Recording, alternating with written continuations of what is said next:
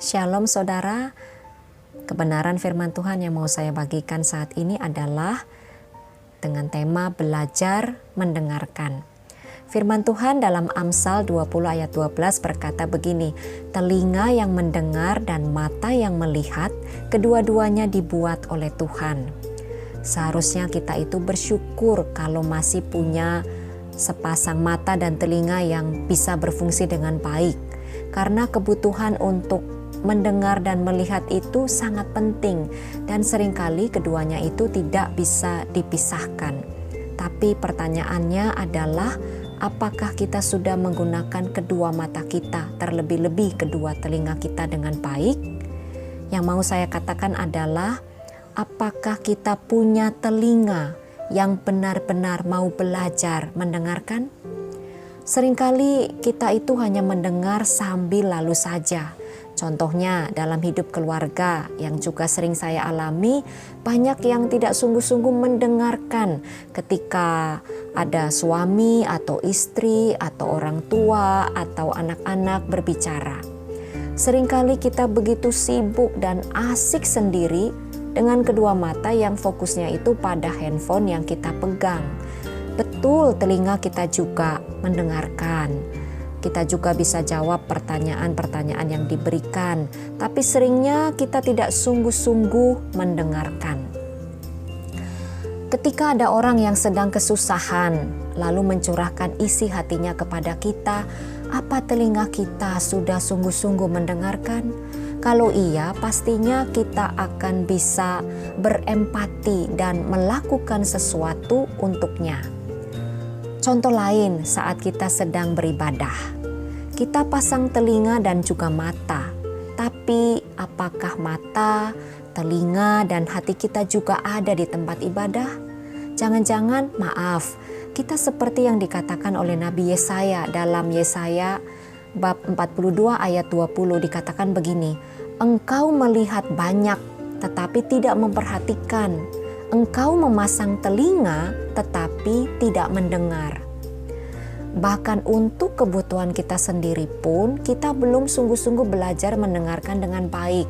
Contoh ketika kita banyak bekerja lalu tubuh menjadi lelah, biasanya tubuh akan berbicara kepada kita dengan menyuruh kita istirahat.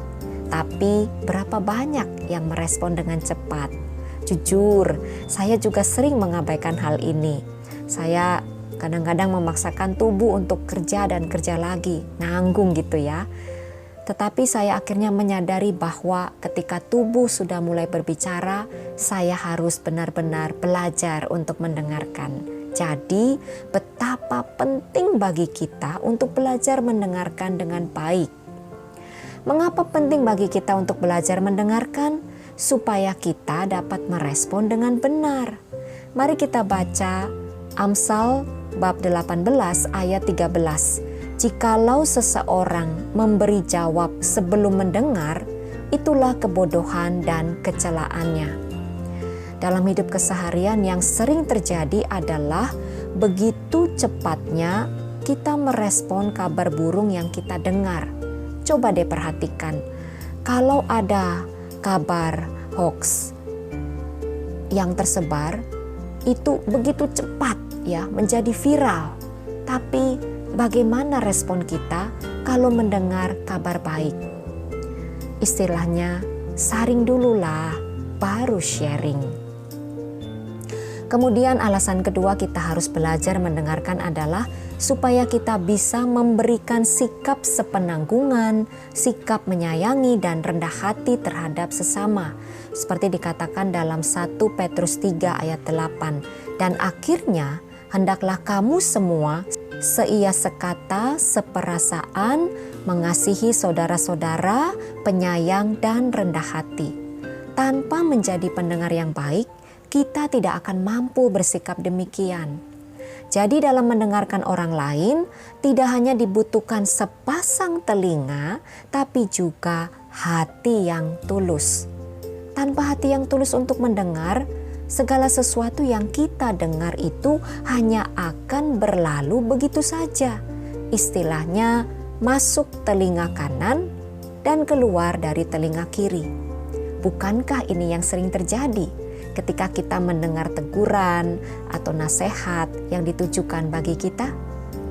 Tidak saja baik bagi kita untuk mau belajar mendengarkan sesama, tapi terlebih-lebih kita harus serius juga dalam mendengarkan firman Tuhan, agar benih yang tertanam di dalam hati kita berbuah lebat. Beberapa kali Tuhan Yesus mengatakan, siapa bertelinga, hendaklah ia mendengar. Dalam Lukas 8 ayat 18 dikatakan, karena itu perhatikanlah cara kamu mendengar. Sekali lagi, perhatikanlah cara kamu mendengar. Karena siapa yang mempunyai, kepadanya akan diberi. Tetapi siapa yang tidak mempunyai, daripadanya akan diambil juga apa yang ia anggap ada padanya. Saudara, kita mungkin banyak sekali mendengarkan firman Tuhan, tapi apakah kita juga mau belajar untuk memahaminya? Dikatakan, perhatikanlah cara kamu mendengar. Kalau kita mendengarkan firman Tuhan hanya dengan telinga saja, kita hanya akan cukup tahu saja. Dengan kata lain, kita akan banyak mendengarkan tapi tidak melakukan. Sekali lagi, kita akan banyak mendengarkan tapi tidak melakukan. Istilahnya, kita itu hanya sebatas pendengar firman tapi bukan pelaku firman. Tapi sebaliknya, kalau kita mendengarkan firman Tuhan dengan hati, kita tidak hanya tahu, tapi juga kita mampu memahaminya. Sehingga ini akan mengarahkan kita untuk benar-benar bisa mewujudkan firman Tuhan dengan baik. Semakin kita banyak belajar memahami firman Tuhan, semakin kita bisa memiliki cara hidup yang benar, sesuai dengan kehendak Tuhan. Maka untuk bisa belajar memahami firman Tuhan, bersikaplah rendah hati.